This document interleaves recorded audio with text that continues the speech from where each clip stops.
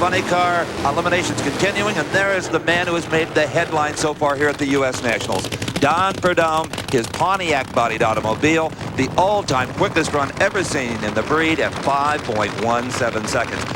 And Steve, here on the line, it's Buster Couch, who has run the Christmas tree, the official starter for all of the U.S. Nationals, all the way back to 1963. In fact, he goes back to when they used to use the flags to get them off of the line. And don't let that smile fool you. Buster Couch takes no prisoners on the starting line. You play by his rules. Scott Kalitta knows that very well. Out of Ypsilanti, Michigan, second-generation drag racer.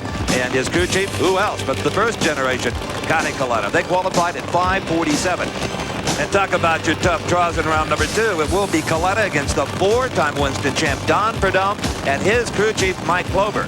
Now, yesterday afternoon, in a race within a race, it was happier times for John Forth. He faced off with Don Prudhomme in the final of the Big Bud Shootout. The 8 best funny cars in the land had been narrowed down to these 2 cars. Forth had a good start, but Prudhomme, better performance. As you see through the Forth left-hand side window, Don Prudhomme clocked up 5.19 seconds and took up $50,000. He got out of his car and immediately walked to Wally Pairings, the founder and chairman of the board of the National Heart Rate Association. It was a nice moment.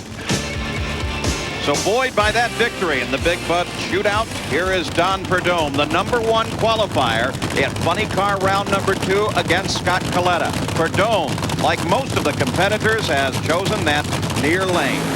And for good reason, too. Look at Kalitta, smoked the tires immediately. And look at Prudhomme, 5:26, 272 miles per hour, continuing his incredible performance. Let's go to the starting line, Paul Page. Mike, a 5:26, not nearly that 5:17. What do you think? Oh, the 26, a real good run for here today. The racetrack's not quite as good as it was yesterday. The air's not quite as good. And this race is a little bit longer than the Bud Shootout, and you got to be a little more careful. We're just trying to be conservative, get the car in the final round so we have a shot at winning the race. What do you think the factor of lane choice is going to play in the final round? Well, right now the lanes are pretty even. It'll depend on the cars behind us, what they do to the racetrack, when somebody breaks the motor, some of the other categories, and how nice they are to the racetrack. Clouds are out. The track should get better later today. That's what we're hoping for. Let's hope that happens, Mike. Good luck. I imagine he does hope that, because a car that can turn 517 has got enough power to spin the tires at any time. And on the line, the matchup that will determine who will face Bruce Larson in the semifinal round. Will it be Chuck Etchells or Tom Hoover? Hoover snuck into this round at the last minute as a 16th qualifier. Etchells is number 12. Now, let's go to the far end. Like all of the funny car drivers and crews, I am at a loss for words to describe Don Prudhomme's performance. I hope you've got something to say. A 5:26. Well, it's great. Yeah, we just need to keep it running consistent, Steve. Things have been pretty good so far. Whoa, pretty good. We like to set that national record, but we're not stepping on it too hard. We're just trying to play it cool. Did you back it down after yesterday's 17 and 19? Yes, we really have to. It's just really hard on the drivetrain and everything, so we're just trying to nurse it along until we really need it. See you in the summer. Thank you.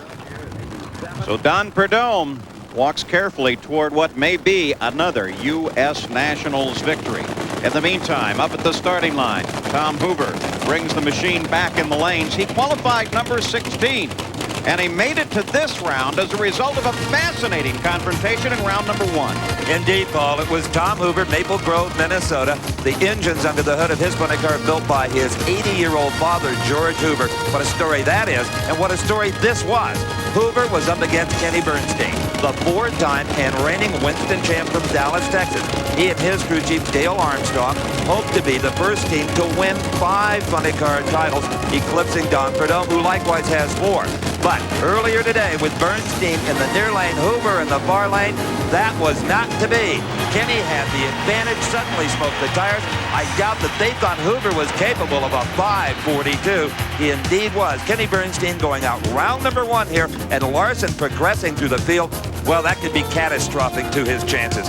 Chuck Etchells, however, on the brighter side, is enjoying his finest drag racing weekend ever. The driver from Connecticut with longtime veteran Paul Smith as the crew chief, qualified number 12 at 5:47, and now will match wheels with Tom Hoover. Tom Hoover on the near side, that lane that has held up so well throughout the competition.